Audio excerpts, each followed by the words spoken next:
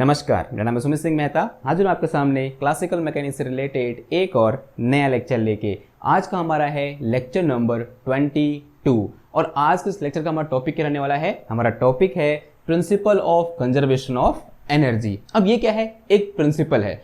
इस प्रिंसिपल को हम किसी एक लॉ की हेल्प से प्रूफ नहीं कर सकते। हम ये नहीं बोल सकते कि हम क्या कर रहे हैं, इस principal of conservation of energy को प्रूफ कर रहे हैं मैथमेटिकली। हम ऐसा नहीं कर सकते। तो हम क्या करते हैं, हमने क्या किए, बहुत सारे एक्सपेरिमेंट किए और उन सारे एक्सपेरिमेंटों में ये देखा गया कि जो एनर्जी होती है वो क्या रहती है, कंजर्व रहती है। वहां पर कुछ कंडीशन होती है, अभी देखेंगे वो कंडीशन क्या होती है। लेकिन फिलहाल हम क्या बोल रहे हैं, हमने क्या किए, बहुत सारे एक्सपेरिमेंट किए और उन एक्सपेरिमेंट में ये देखा गया कि जो एनर्जी रहती है वो क्या रहती है, कंजर्व रहती है। अगर मैं थोड़ा और अच्छे तरीके से बोलूंगा तो मैं ये बोलूंगा कि जो टोटल एनर्जी होती है किसी भी एक सिस्टम की, वो क्या रहती है, कांस्टेंट रहती है। इसी को हम क्या बोलते हैं, principal of conservation of energy बोलते हैं।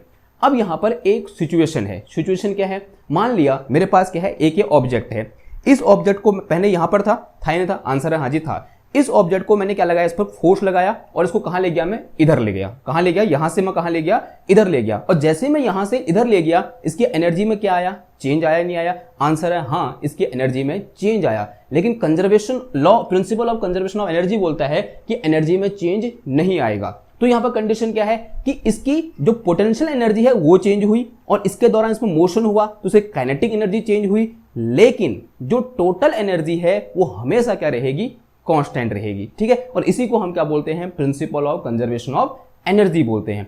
अब यहां पर एक और कंडीशन आती है। वो कंडीशन होती है कि this principle hold only for conservative force. ये जो प्रिंसिपल है ये तब तक अप्लीकेबल है जब तक लगने वाला फोर्स कैसा फोर्स है, एक कंजर्वेटिव फोर्स है। जैसे कि यहां पर क्या है, ग्रेविटेशनल फोर्स है। तो ग्रेविटेशनल फोर्स कैसा फोर्स है, कंजर्वेटिव फोर्स है। तो इस केस में जो principal of conservation of energy है वो क्या करेगा, होल्ड करेगा। यानी इस सिस्टम की जो टोटल एनर्जी है वो क्या रहेगी, कांस्टेंट रहेगी। हाँ, इसकी जो पोटेंशियल एनर्जी है, जो काइनेटिक एनर्जी है, वो क्या हो रही है, इसके मोशन के साथ चेंज हो रही है। लेकिन जो टोटल एनर्जी है उसमें कोई चेंज नहीं आएगा। उस तरीके से हम एक और एग्जांपल देख सकते हैं, जैसे हमने कल भी डिस्कस किया था, किसके बारे में, इस स्प्रिंग के बारे में। और हम सब जानते हैं this spring force is conservative force. यानी ये स्प्रिंग फोर्स कैसा होता है, कंजर्वेटिव फोर्स होता है। जो F इक्वल टू माइनस के एक्स फोर्स है वो कैसा फोर्स है, कंजर्वेटिव फोर्स है। यानी उसके द्वारा किया गया वर्क डन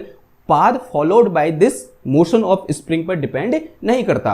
अगर मैं क्या कर रहा हूं, इसको यहां से खींच रहा हूं, मैंने यहां से कहां ले गया, इसको इधर ले गया, फिर इसको मैं छोड़ूंगा तो क्या करेगी, स्प्रिंग अपनी मीन पोजीशन के अबाउट क्या करेगी, ऑसिलेट करेगी।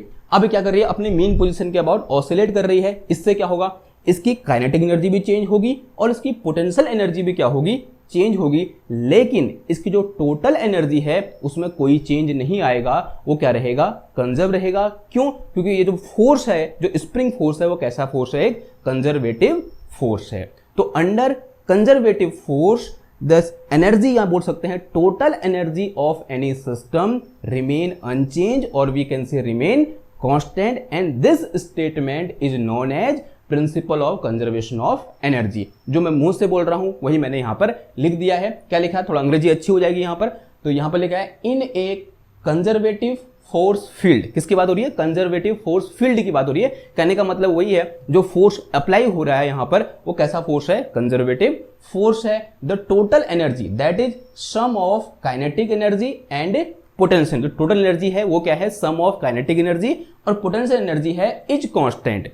This statement is known as principle of conservation of energy. ये बात समझ में आई। अब इसी को मैं ऐसे भी लिख सकता हूं कि टोटल एनर्जी इक्वल टू क्या हो जाएगा, total energy is equal to, वो क्या होता है हमारे पास, काइनेटिक एनर्जी प्लस कितना आ जाएगा, पोटेंशियल एनर्जी। अगर मैं टोटल एनर्जी को E से रिप्रेजेंट कर रहा हूं then this E will be equal to, अगर मैं काइनेटिक एनर्जी को T से रिप्रेजेंट कर रहा हूं, कभी कभी K से भी कर देते हैं और कोई बुक वाले T से भी कर देते हैं, तो हम T से कर रहे हैं तो T से करो। तो T और प्लस पोटेंशियल एनर्जी कैसे रिप्रेजेंट करेंगे, हमने किससे किया है, V से किया है। तो this is my total energy of any system and if this whole system is under conservative force then this total energy E will be equal to क्या हो जाएगा, हमारा कांस्टेंट हो जाएगा। यहाँ मैं बोल सकता हूँ sum of kinetic energy plus potential energy is equal to कितना हो जाएगा, हमारा कांस्टेंट हो जाएगा। ठीक है, ओके, ये बात समझ में आई आपको ना।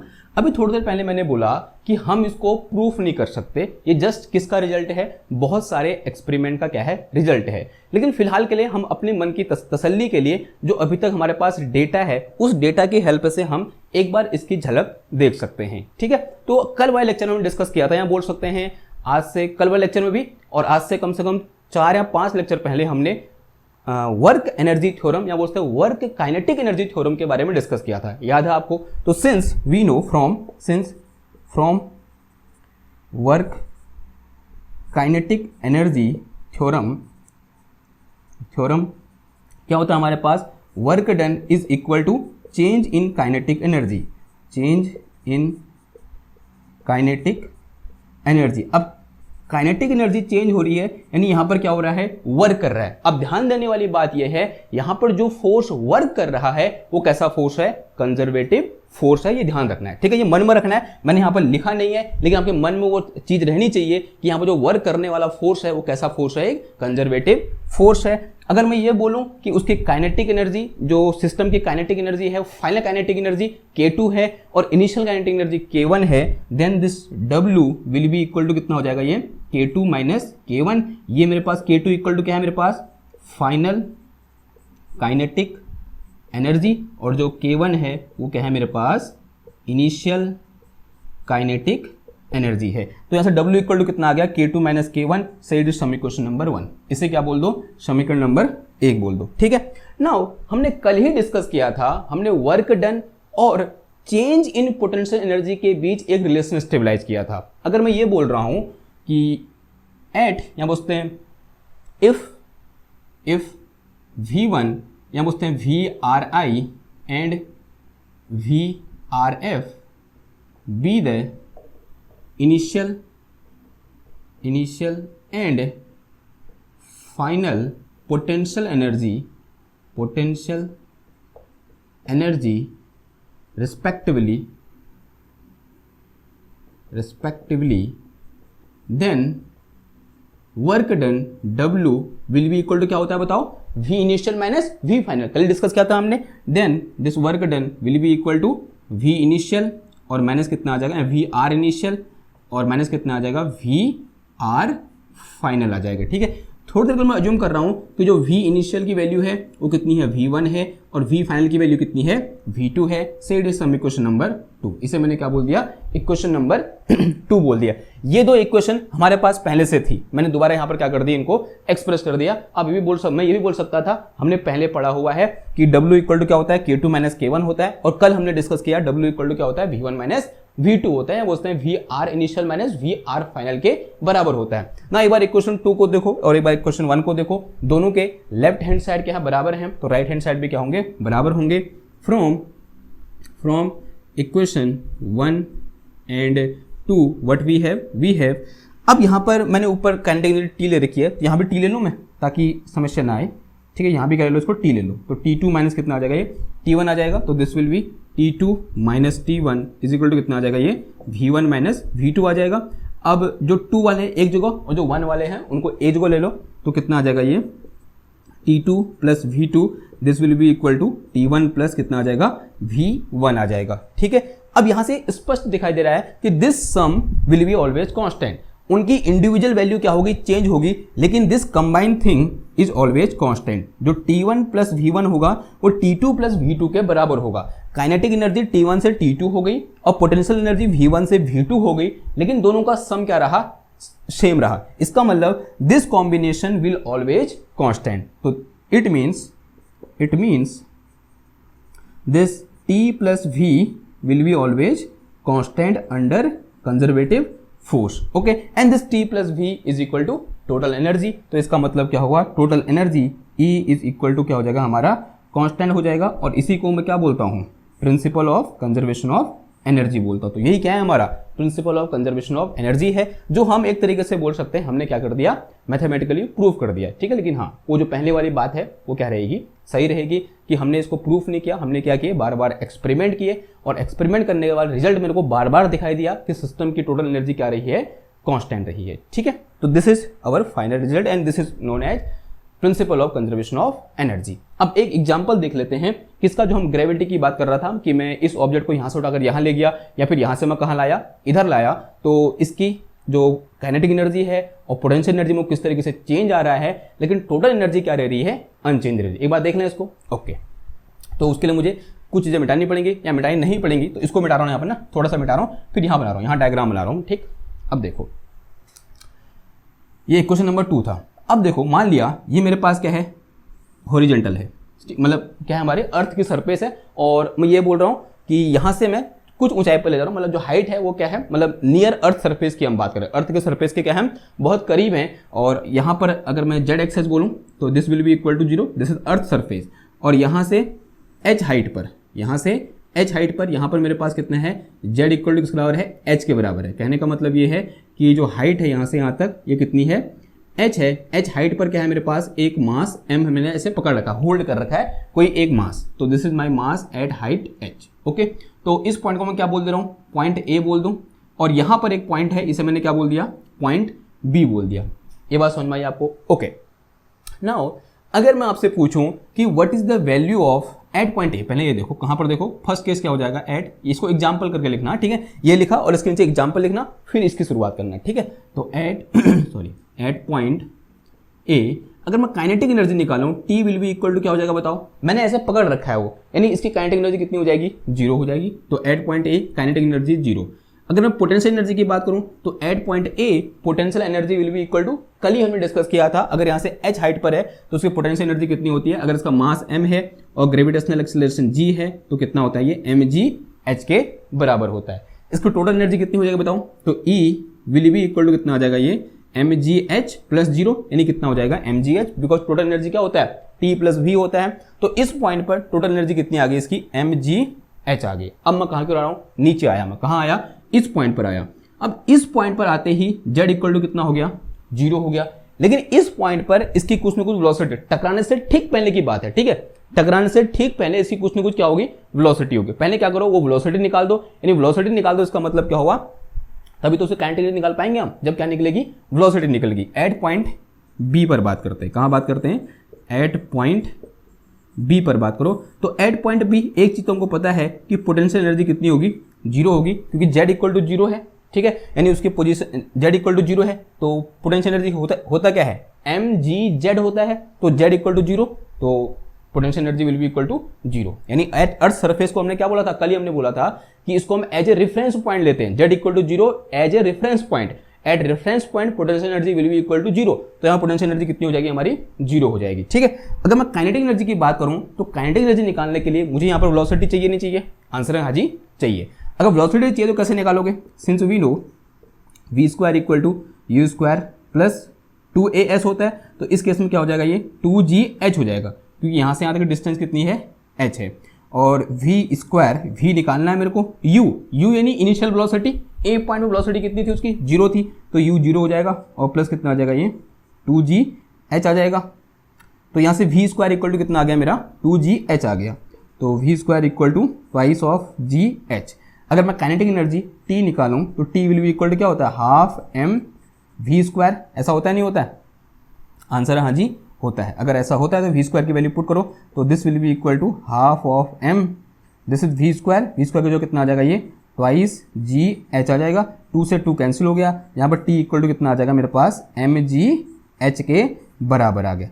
अब देखो अगर टोटल एनर्जी निकालूंगा यहाँ पर मैं, तो total energy E equal to क्या होता है, T प्लस v होता है, तो E इक्वल टू कितना आ जाएगा, v तो 0 है, तो कितना आ गया, mgh आ गया। आपको साफ साफ दिखाई दे रहा है कि यहाँ पर पॉइंट A पर टोटल एनर्जी कितनी थी, mgh थी, उसमें एक फोर्स लगा, ग्रेविटेशनल फोर्स लगा, दैट इज कंजर्वेटिव फोर्स, और फोर्स लगने का उसकी पोजीशन चेंज हो गई, B पॉइंट पर आया, उसकी पोटेंशियल एनर्जी चेंज होगी, काइनेटिक एनर्जी भी चेंज होगी, लेकिन टोटल एनर्जी क्या रही, अनचेंज रही, ठीक है, बात आई समझ में। अब यहाँ पर देखो पहले पोटेंशियल एनर्जी यहाँ पर कितनी थी, mgh के बराबर थी, B पॉइंट पर कितनी होगी, 0 हो गई। अब देखो यहाँ पर पोटेंशियल एनर्जी काइनेटिक एनर्जी कितनी थी, 0 थी, यहाँ काइनेटिक एनर्जी कितनी होगी, mgh के बराबर होगी।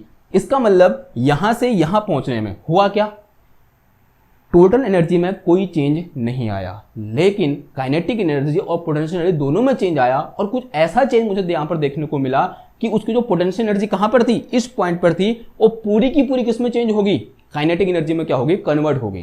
काइनेटिक एनर्जी में क्या होगी, चेंज होगी। यहाँ बोलते हैं ट्रांसफॉर्म होगी। क्या बोलेंगे हम, जो उसकी पोटेंशियल एनर्जी थी वो पूरी की पूरी किसमें ट्रांसफर होगी, हमारी काइनेटिक एनर्जी में ट्रांसफर होगी या फिर ट्रांसफॉर्म होगी। आई बात समझ में? ठीक है, तो ऐसा यहाँ पर साफ साफ दिखाई दे रहा है इस कैलकुलेशन से। लेकिन एक जो इंपॉर्टेंट ध्यान रखनी है वो यही है कि टोटल एनर्जी क्या रहेगी, कांस्टेंट रहेगी, लेकिन पोटेंशियल एनर्जी और काइनेटिक एनर्जी दोनों क्या हो सकती हैं, चेंज हो सकती हैं। अब एक पॉइंट और ले लेते हैं कहीं इसके बीच में, माना ये पॉइंट ले लिया, दिस इज ए पॉइंट, और मान लिया ये पॉइंट यहाँ से कितनी डिस्टेंस पर है, जेड डिस्टेंस पर है, यहाँ से एच गहराई में, late us say this point is सी। अगर ये जेड, हाँ यहाँ से जेड नीचे, यानी यहाँ से शुरू किया ए से जेड नीचे सी पॉइंट पर, यहाँ पर हमें क्या निकालना है, टोटल एनर्जी निकालनी है। और इसको क्या बोल दो, तो ये कितना हो जाएगा बताओ, अगर ये पूरा एच है तो ये कितना हो जाएगा, एच माइनस जेड हो जाएगा। ठीक, तो अब एट पॉइंट सी देखो, ये मिटाओ इधर वाला, फटाफट से स्क्रीनशॉट ले लो, मैं इसको मिटा रहा हूं।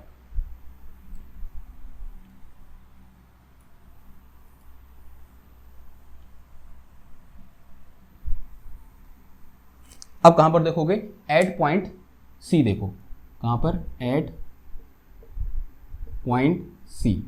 और पॉइंट सी पर अगर मैं पोटेंशियल एनर्जी निकालूं, P इक्वल टू क्या हो जाएगा, यहां से नीचे से देखेंगे क्या हो जाएगा, यहां पर हाइट कितनी है, H माइनस जेड है, तो पोटेंशियल एनर्जी क्या होती है, mgh होती है। तो इसकी हाइट कितनी है, H माइनस जेड है, तो पोटेंशियल एनर्जी P नहीं होगा, क्या हो जाएगा, V इक्वल टू कितना आ जाएगा, mgh माइनस जेड। और काइनेटिक एनर्जी क्या होती है, T is equal to half of m v square. अब मुझे क्या चाहिए, v की वैल्यू चाहिए, कहां पर, एट पॉइंट सी। कैसे निकालोगे, निकालना बहुत आसान है, अभी पढ़ा हमने, क्या होता है, v square equal to u square plus 2gz हो जाएगा।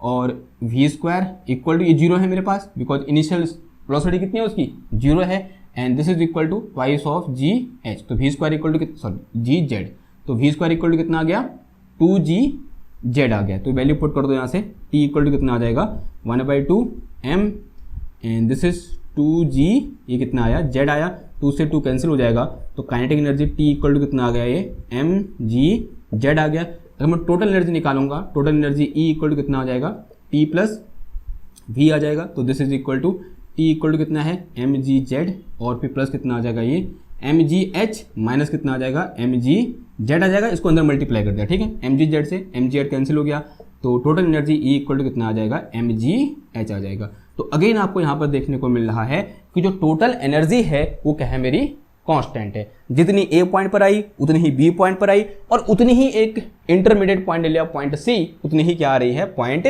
सी पर आ रही है। ठीक होगी बात। हाँ, जो काइनेटिक एनर्जी है वो भी चेंज हो रही है, पोटेंशियल एनर्जी भी चेंज हो रही है, लेकिन टोटल एनर्जी चेंज नहीं हो रही है। ठीक है, क्यों नहीं हो रही है, क्योंकि फोर्स कैसा है, कंजर्वेटिव है। ठीक है, और जब ऐसा कुछ होता है इसी को हम क्या बोलते हैं, principal of conservation of energy बोलते हैं। ठीक, ओके। अब एक और एग्जांपल ले लें। एक एग्जांपल हम उससे पहले एक चीज देखो, यहां पर इसको देखो, ये मेरे पास क्या है, T इक्वल टू mgz है, यानी this is how kinetic energy is changing with z, यानी z के साथ जैसे नीचे की ओर आ रहा है तो किस तरीके से काइनेटिक एनर्जी क्या हो रही है, चेंज हो रही है। तो यहां से मेरे को स्पष्ट दिखाई दे रहा है कि दिस इज अगर मैं T इक्वल टू बोलूं, T इक्वल टू कितना हो जाएगा, ये mgz, और ये किसकी इक्वेशन है बताओ, T मेरे पास क्या है, काइनेटिक एनर्जी, mg कांस्टेंट है, ये z है, ये किसकी इक्वेशन है, इक्वेशन ऑफ स्ट्रेट लाइन। किसकी इक्वेशन है, ये स्ट्रेट लाइन की इक्वेशन है या नहीं है, आंसर हाँ जी है। अगर मैं इसको देखूं, potential energy at any point in between point A and B, तो ये क्या हो जाएगा, देखो mgh माइनस का mgz हो जाएगा। तो इसको मैं ऐसे लिख सकता हूँ, माइनस का mgz पहले लिख दिया मैंने, फिर प्लस कितना आ जाएगा, ये mgh आ जाएगा। तो ये भी क्या है, एक इक्वेशन ऑफ स्ट्रेट लाइन है, लेकिन इसका स्लोप कैसा है, नेगेटिव है। तो इसका मतलब अगर मैं t वर्सेस z और v versus z graph draw करूंगा तो कैसा ग्राफ आएगा, एक स्ट्रेट लाइन ग्राफ आएगा, आंसर हाँ जी है। अब वो कैसा दिखेगा एक बार बना लें यहाँ पर। तो एक काम करो, आप ये बोल दो कि ये क्या मेरे पास क्या है, एनर्जी एक्सेस, और इसे मैंने क्या बोल दिया, जेड एक्सेस। तो ये जेड एक्सेस है, यहाँ पर कितना है, जेड इक्वल टू, यहाँ बोल दो जेड इक्वल टू कितना है मेरा, 0 बोलो यहाँ पर, यहाँ पर जेड इक्वल टू कितना बोल दो, 0 बोल दो, और ये मेरे पास क्या है, एनर्जी एक्सेस है। अब ध्यान से देखो, एट जेड इक्वल टू 0, कहाँ पर, जेड इक्वल टू 0 पर मेरे पास सिर्फ कौन सी एनर्जी है, या फिर उल्टा भी बोल सकता हूं ना, इसको क्या बोल दो, z इक्वल टू जेड बोलो, उल्टा बोल दो, this is z equal to Z, और यहां कहीं इसे क्या बोल दो, z इक्वल टू 0 बोल दो। ठीक है, ये पॉइंट कौन सा है, z इक्वल टू, अगर मैं नीचे से देख रहा हूं तो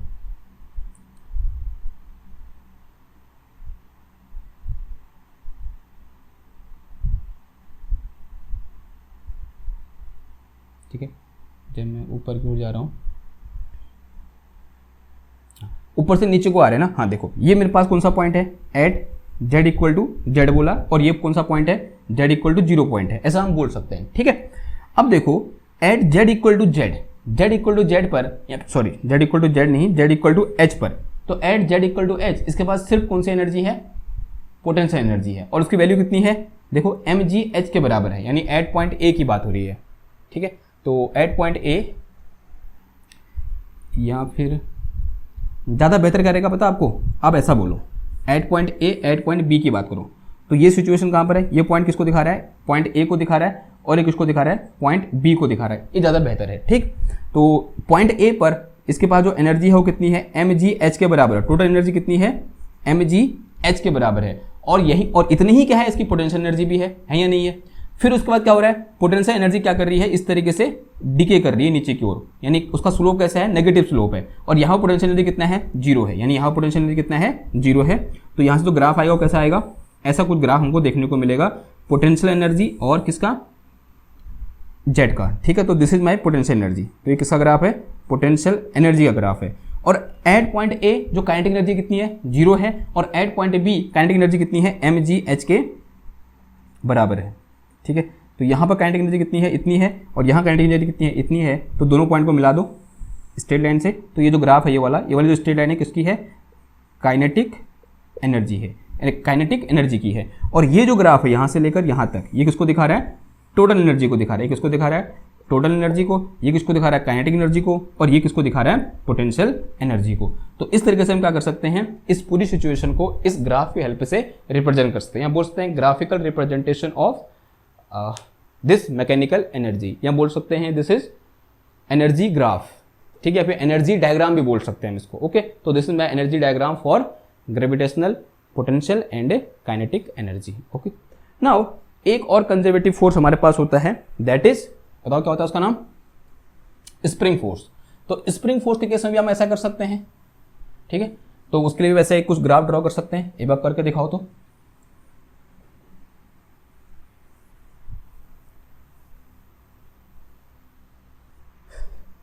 energy diagram for spring force, energy diagram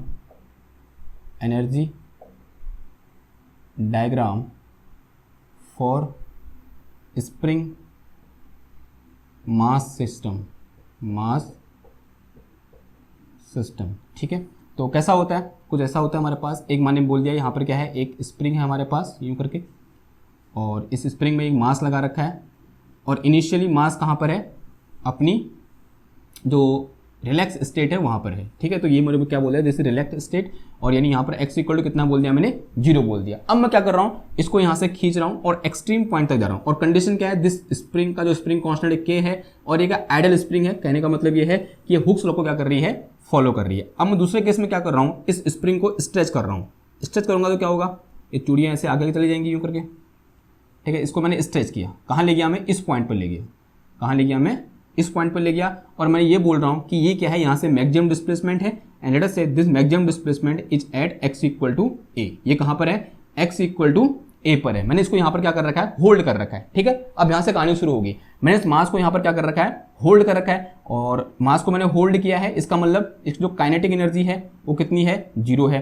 तो उसके बाद एनर्जी कौन सी होगी, पोटेंशियल एनर्जी होगी, यानी क्या होगी, v होगी, and this v will be, अगर मैं इसको क्या बोलूँ, at x equal to a पर, देखो कहाँ पर, at x equal to a पर kinetic energy t equal to कितना है, 0 है, v इक्वल टू कितना हो जाएगा, कल ही हमने पढ़ा था पोटेंशियल एनर्जी इक्वल टू कितना होता है, 1/2 kx², और यहाँ पर x इक्वल टू कितना है, a है, तो कितना आ जाएगा 1/2 a²। Total energy E equal to कितना आ जाएगा, हाफ ऑफ kx², आएगा नहीं आएगा, t plus v equal to करोगे तो कितना आएगा, हाफ ऑफ kx², कहाँ पर sorry at x equal to a पर। फिर मैं क्या करूंगा, इसको रिलीज करूंगा। मैंने यहाँ से क्या किया, रिलीज किया। जैसे रिलीज करूंगा तो एक्स डिक्रीज करेगा। एक्स डिक्रीज करने का मतलब क्या हुआ कि इसकी पोटेंशियल एनर्जी क्या करेगी, डिक्रीज करेगी। क्यों? क्योंकि potential energy v equal to क्या होता है, 1/2 k x स्क्वायर होता है। यानी x डिक्रीज करेगा तो हमारा पोटेंशियल एनर्जी भी क्या करेगी, डिक्रीज करेगी। लेकिन हम सब जानते हैं, जैसे यहां से मैं छोड़ूंगा, इसकी वेलोसिटी इंक्रीज करेगी। वेलोसिटी इंक्रीज करने से क्या होगा, इसकी काइनेटिक एनर्जी क्या करेगी, इंक्रीज करेगी। अब मैं दूसरी सिचुएशन में कहां पर देख रहा हूं, एट ओरिजिन देख रहा हूं। कहां पर, यहां पे बोलते हैं एट मीन पोजीशन। कहां पर आएगा ब्लॉक, यहां पर आ जाएगा मीन पोजीशन पर। यहां से आया यूं करके, ठीक है, फोर्स कहां की ओर लग रहा है, इधर की ओर लग रहा है, तो कहां पर आ जाएगा, मीन पोजीशन पर आगे क्या हो जाएगा, इस तरीके से, ठीक है। इस पॉइंट में देखा आप, ठीक है, वो तो ऑब्वियस सी बात है इधर को आएगा वो, लेकिन मैं इस पॉइंट पर देख रहा हूं, कहां पर, एट एक्स इक्वल टू 0 पर। तो एट एक्स इक्वल टू 0 पर अगली सिचुएशन क्या हो जाएगी, एट एक्स इक्वल टू 0, ये ए है, ठीक है। तो एट एक्स इक्वल टू 0, जिससे काइनेटिक एनर्जी, अगर मैं पोटेंशियल एनर्जी की बात करूं तो पोटेंशियल एनर्जी कितनी हो जाएगी, 0। एक्स इक्वल टू 0 होगा तो पोटेंशियल एनर्जी कितनी हो जाएगी, 0 हो जाएगी। Then kinetic energy will be equal to, बताओ, this will be equal to half of M V square, होगा नहीं होगा, वी क्या है, उसकी वेलोसिटी है, यानी कितना हो जाएगा, half of M V square. यानी at this point kinetic energy will be equal to half M V square. उसके लिए क्या निकालना पड़ेगा हमको, इस पॉइंट में वेलोसिटी निकालनी पड़ेगी, लेकिन फिलहाल हम उस पर नहीं जा रहे हैं कि उसकी वेलोसिटी क्या होगी। लेकिन मुझे पता है यहाँ पर जो काइनेटिक एनर्जी होगी वो कितनी होगी, हाफ एम वी स्क्वायर के बराबर होगी। ओके, अब आओ कहां पर, अब क्या होगा इसके बाद, तो यहाँ पर टोटल एनर्जी कितनी आ जाएगी, total energy T, total energy E will be equal to कितना आ जाएगा, ये टी प्लस वी आ जाएगा। लेकिन यहां से ये वाला एक्सप्रेशन निकल के नहीं आ रहा ना, लेकिन वो तो रहेगा, कांस्टेंट रहेगा। Total energy will be constant and this will be equal to half of K A square. आज यहाँ प्रूफ नहीं हो रहा है, यहाँ प्रूफ क्यों नहीं हो रहा है, क्योंकि मुझे v की वैल्यू पता नहीं है। अगर मैं v की वैल्यू निकालूंगा, टाइम लगेगा, निकल सकती है लेकिन टाइम लगेगा। लेकिन फिलहाल मैं उसमें मैं नहीं जाना चाह रहा हूँ कि यहाँ पर वेलोसिटी क्या होगी। हमने ऐसा केस करा हुआ है, अगर आपको याद है तो हमने इसके लिए वर्क एनर्जी थ्योरम की हेल्प से, बोलते हैं वर्क एनर्जी थ्योरम के लिए, इसके मीन पॉइंट पर स्पीड क्या होगी, यहाँ पर किसी एक दूसरे पॉइंट पर स्पीड क्या होगी, हमने सब फाइंड कर रखा है। लेकिन हमको पता है कि total energy will be constant and this will be equal to half K X square, वो किसका, sorry, half K A square के बराबर ही होगी टोटल एनर्जी। वो क्या है, प्रिंसिपल है, ठीक है, ये बात समझ में आई। ओके, अब कहां पर देखो, अब मानो इधर की ओर आ गया, ये कहां की ओर आया, अब इसको ऐसे क्या होगा, कंप्रेस होगी। अब यहाँ पे रुकेगा नहीं, ब्लॉक है ड्यू टू इनर्शिया, रुकेगा नहीं, तो कहाँ आ जाएगा, कहीं इस पॉइंट पर आ जाएगा। लेट अस से यहाँ पर आ गया, और इसको मैंने क्या बोल दिया, let us say this point is X equal to minus A पर है, यानी जो अभी डिस्प्लेसमेंट है यहाँ से वो कितना है, अगेन ए है, लेकिन किस डायरेक्शन में, नेगेटिव डायरेक्शन में, ठीक है। तो इस पर्टिकुलर केस में at X equal to minus A, कहाँ पर, at X equal to minus A पर जो पोटेंशियल एनर्जी होगी अगेन वो कितनी हो जाएगी, हाफ के ए स्क्वायर। और यहाँ पर आकर रुकेगा ये थोड़ी देर के लिए, ठीक है, एक for a instant, for a very short instant यहाँ पर क्या हो गया, रुकेगा। तो कितना हो जाएगा, हाफ के ए स्क्वायर, और काइनेटिक एनर्जी कितनी हो जाएगी, अगेन सॉरी टी लिखो इसको, तो टी इक्वल टू कितना हो जाएगा, 0 हो जाएगा। और total energy E equal to कितना हो जाएगा, टी प्लस वी, यानी कितना आ जाएगा, half K A square. In total energy कितनी है, हाफ के स्क्वायर, हाफ के स्क्वायर और हाफ के स्क्वायर। अब क्या करो, इसके लिए एक ग्राफ ड्रॉ कर दो, ठीक है। नाउ ग्राफ, इसको मिटाऊं मैं, या फिर एनर्जी डायग्राम भी बोल सकते हैं, या फिर ग्राफ भी बोल सकते हैं, ठीक है। तो इस तरीके से लो, इसको मैंने क्या बोल दिया, एनर्जी एक्सेस। ये कौन सी एक्सेस है, एनर्जी एक्सेस, और इसको मैंने क्या बोल दिया, एक्स एक्सेस, ठीक है। इस तरीके से ये क्या है, हमारी एक्स एक्सेस है। ये मैंने पॉइंट क्या बोल दिया, एक्स इक्वल टू ए, इतना ही इधर क्या आ जाएगा, एक्स इक्वल टू माइनस ए आ जाएगा, और यहाँ पर क्या होगा, एक्स इक्वल टू 0 होगा।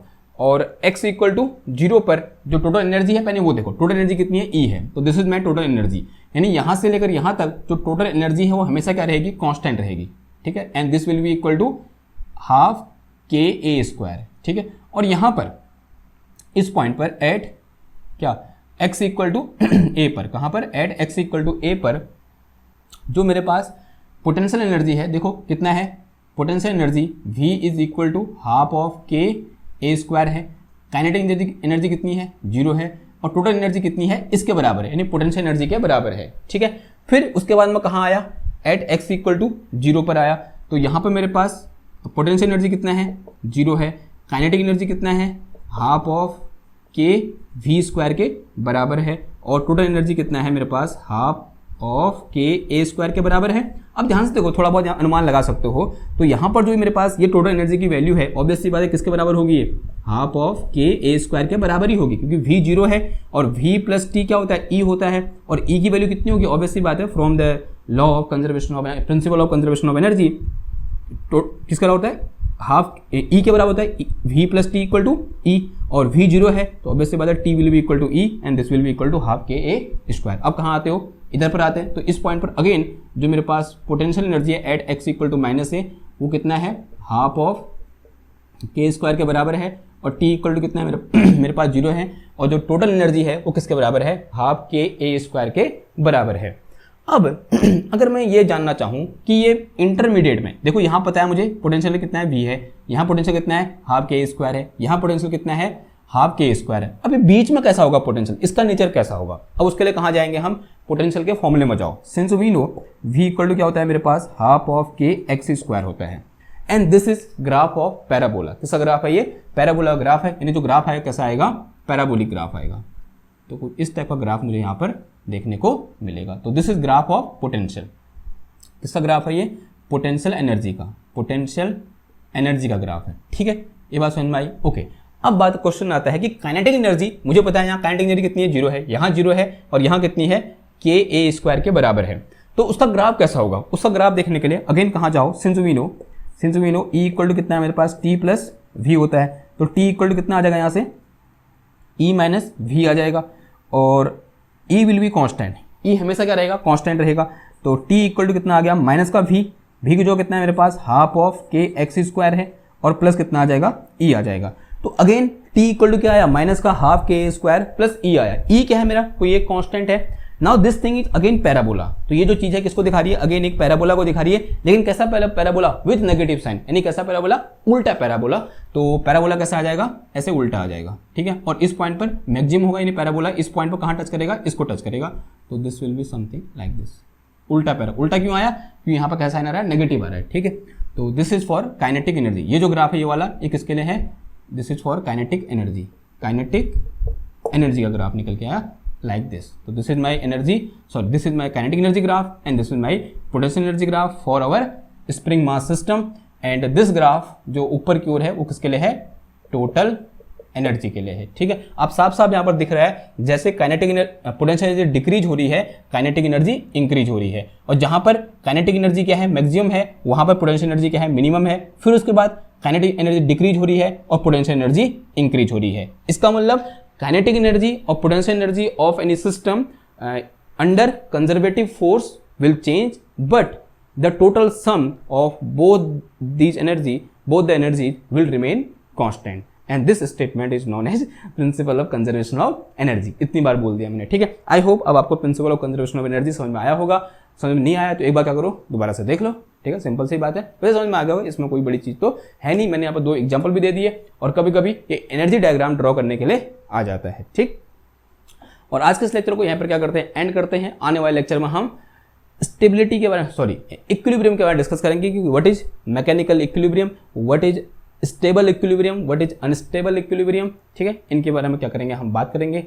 तो आज के इस लेक्चर को यहीं पर समाप्त करते हैं। अगर आपको लगता है कि ये लेक्चर आपके लिए हेल्पफुल है और फिजिक्स के क्षेत्र में इन लेक्चर को फैलाने की ज़रूरत है, और आपको लगता है कि मैं आपकी लाइफ में कुछ वैल्यू ऐड कर रहा हूँ, तो इन लेक्चर को शेयर करो, सब्सक्राइब करो चैनल को, और लाइक करो। शेयर बहुत इंपॉर्टेंट है, जब तक आप शेयर नहीं करोगे यूट्यूब एल्गोरिथम इसी पर काम करता है। जो वीडियो जितनी ज़्यादा शेयर होती है वो वीडियो उतनी ज़्यादा सर्च लिस्ट में आती है। ठीक है, आई होप आपको मेरी बातें समझ में आ रही होंगी। आप बच्चे हो नहीं, आप सब ग्रेजुएशन कर रहे हो या मास्टर्स कर रहे हो। ठीक है, आपको ज़्यादा समझाने की ज़रूरत नहीं है, आप समझदार हो।